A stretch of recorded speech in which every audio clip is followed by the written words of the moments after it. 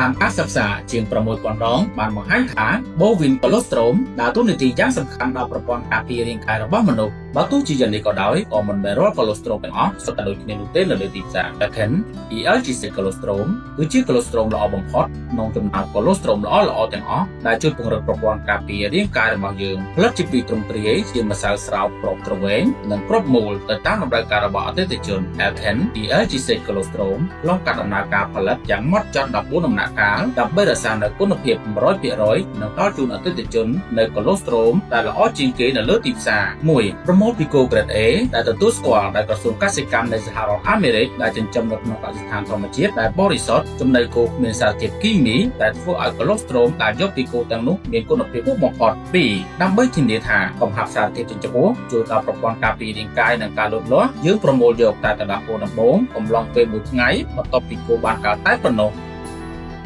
3. រាល់ប្រតិបត្តិការនៃការផលិតគឺយើងប្រកាន់ខ្ជាប់ជាមួយនឹងការស្លៀកពាក់និងអនាម័យទៅតាមស្តង់ដារ CGMP 4. Lectin ELGC colostrum ផលិតតាមបច្ចេកវិទ្យាសម្រាប់មេរោគដោយ Pasteur និងបច្ចេកវិទ្យាសម្ងួតដោយកម្ដៅទាបដើម្បីរក្សាបាននូវគុណភាពក្នុងកំឡុងពេលធ្វើការសម្លាប់មេរោគនៅក្នុង colostrum 5. Lectin ELGC colostrum ប្រើបច្ចេកវិទ្យាទំនើបមានគុណភាពខ្ពស់និងងាយរលាយ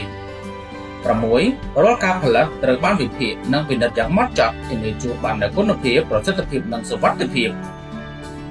7. ម៉ាស៊ីនសម្រាប់ផលិតគ្រាប់កណ្ដាស់គោរក្សានៅកម្រិតសីតុណ្ហភាពបានល្អ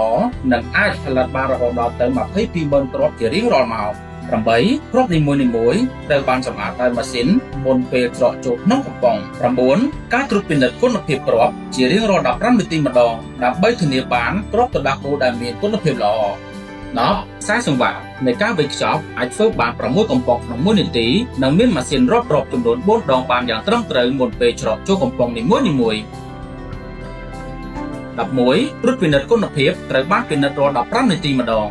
12. បន្ទាប់ពីគម្របកំប៉ុងត្រូវបានគ្របត្រឹមត្រូវនិងធ្វើការត្រួតពិនិត្យដំណាក់កាលចុងក្រោយបន្ទាប់មកធ្វើការថ្លឹងទម្ងន់និងបិទផ្លាកសញ្ញា 13. មានការត្រួតពិនិត្យ